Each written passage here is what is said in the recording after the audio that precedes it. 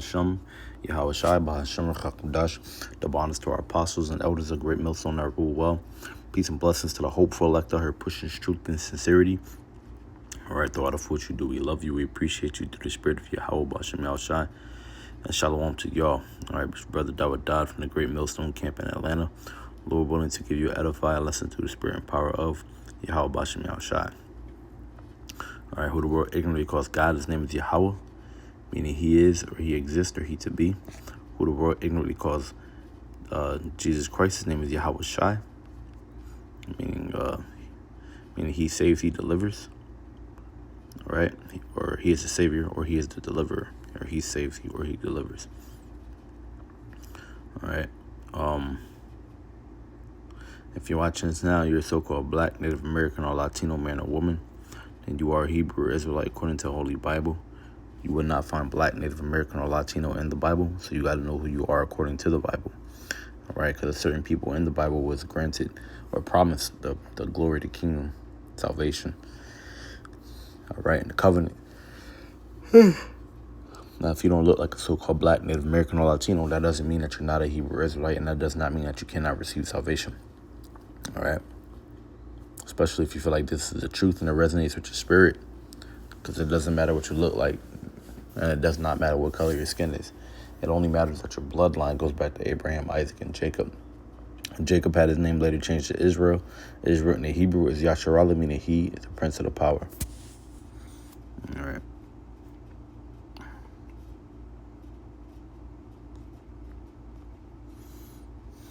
All right, where we left off at. Yesterday we read Samuel chapter 8, 2 Samuel.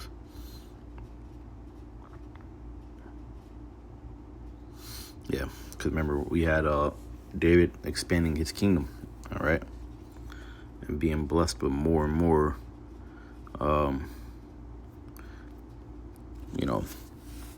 servants, right, from different nations, horsemen, chariots, horses, and lands, and all, type of wood and gold and silver over here in Samuel chapter 8, 2 Samuel chapter 8. So let's go on. Remember, we're reading about our forefathers here. All right, it says 2 Samuel chapter 9, verse 1, subtitle reads, David's kindness to Mephibosheth. All right, verse 1 says, and David said, is there yet any that is left of the house of Saul, that I may show him kindness for Jonathan's sake? And there was of the house of Saul a servant whose name was Ziba. And when they had called him unto David, the king said unto him, art thou Ziba? And he said, thy servant is he.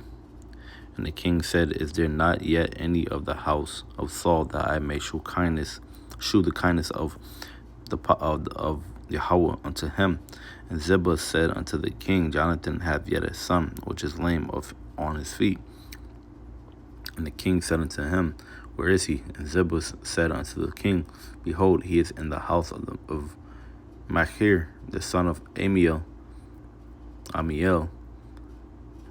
Lodabar. Then King David sent and fetched him out of the house of Machir, the son of Amiel, from Lodabar. Now when Mephibosheth, and Slakia, because I do this all the time. These are stories that I've read a few times, and it's just sometimes these words escape me. Mephibosheth, the son of Jonathan, the son of Saul, was come unto David. He fell on his face and did reverence. And David said, Mephibosheth. And he answered, behold, thy servant. And David said unto him, fear not, for I will surely shew thee kindness for Jonathan thy father's sake, and will restore thee all the land of Saul thy father, and thou shalt eat bread at my table continually. And he bowed himself and said, what is thy servant, that thou shouldest look upon such a dead dog as I am? Then the king called to Ziba, Saul's servant, and said unto him, I have given to thy master's son all that pertaineth to Saul and to all his house. Thou therefore and thy sons and thy servants shall till the land for him. And thou shalt bring in the fruits, that thy master's son may have food to eat. But Mephibosheth, thy master's son, shall eat bread always at my table. Now Ziba had 15 sons and 20 servants. Then said Ziba unto the king, according to all that my lord the king hath commanded his servant, so shall thy servant do. As for Mephibosheth, said the king, he shall eat at my table as one of the king's sons. And Mephibosheth had a young son whose name was Micah. And all that dwelt in his house Ziba were servants unto Mephibosheth. So Mephibosheth dwelt in Jerusalem, for he did eat continually at the king's table, and was lame on both his feet. Ammon and Aram defeated. Let me see.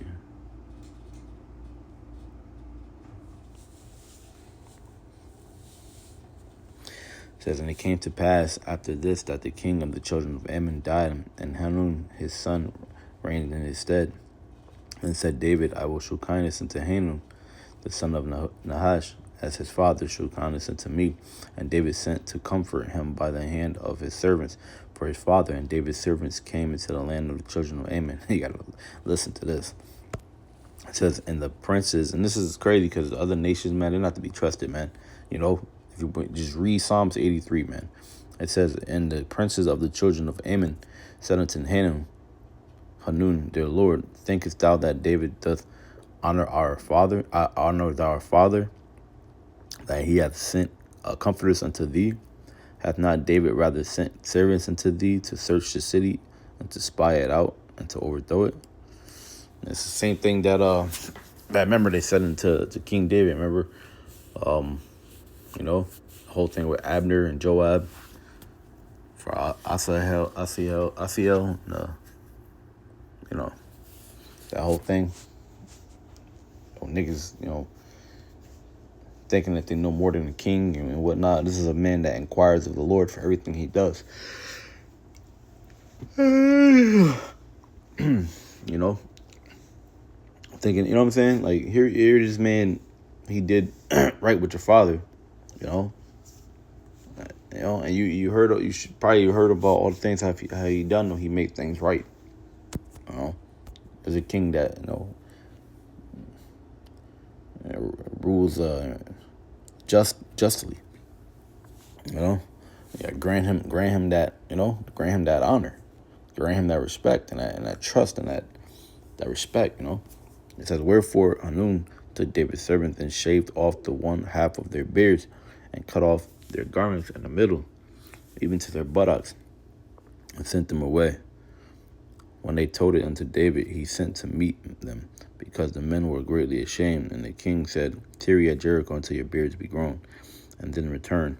And when the children of Ammon saw that they stink before David, the children of Ammon sent and hired the Syrians of Beth-rehob and the Syrians of Zobah, 20,000 footmen, and of King Maacah 1,000 men, and of Ishtab 12,000 men. And when David heard of it, he sent Joab and all the host of the mighty men. And the children of Ammon, the children of Ammon came out and put the battle in array at the entering of the gate. And the Syrians of Zobah, yeah, because that's what, you know, that's disrespect, man. You know, it's a sign of war, pretty much, man. It says, and of Rehob and Ishtab and Maacah were by themselves in the field. When Joab saw that the front of the battle was against him before and behind, he chose all of the choice men of Israel and put them in array against the Syrians. Not to be confused with the Assyrians. The Syrians. It says, and the rest of the people he delivered into the hand of Abishai, his brother, that he might put them in array against the children of Ammon. And he said, if the Syrians be too strong for me, then thou shalt help me. But if the children of Ammon be too strong for thee, then I will come and help thee. Be of good courage, and let us play the men for our people and for the cities of our power, And the Lord Yahweh Shem Yashai do that which seemeth him good. And Joab drew nigh, and the people that were with him, unto the battle against the Syrians, and they fled before him. And when the children of Ammon saw that the Syrians were fled, then fled they also before Abishai, and entered into the city. So Joab returned from the children of Ammon into Jerusalem, and came to Jerusalem. And when the Syrians saw that they were spent before Israel, they gathered themselves together, and Hadarezer sent and brought out the Syrians that were beyond the river, and they came to Halam, and Shobach, the captain of the host of Hadarezer, went before them. And when it was told David, he gathered all Israel together and passed over Jordan, and came to Helam. And the Syrians set themselves in array against David, and fought with him. And the Syrians fled before Israel. And David slew the men of 700 chariots of the Syrians, and 40,000 horsemen, and smote Shobach, the captain of their host, who died there. And when all the kings that were servants of Hadarezer saw that they were smitten before Israel, they made peace with Israel and served them. So the Syrians feared to help the children of Ammon anymore. Ah, beautiful. Look at that. You see how man, that's beautiful. So now the Lord has blessed King David's kingdom again, man, right? With that comes more servants from the Syrians, right? More of, horses and chariots, everything that comes with that, man. You see? And conquering them, shows you who the Lord is with, man, And all because these niggas did, why the hell would you do some shit like that, Yeah, a man's beard is his badge of honor, man. But yeah, man, we'll do Lord willing. We'll do 2 Samuel chapter 11 tomorrow, or today, later on, right before camp. I don't know. Lord willing is edified. Honor to Yahweh Shem Yahshua Bashem Rakakadash. The bonds to the apostle, elders of the great millstone, have ruled well. Peace and blessings to the whole full elect. Shalom.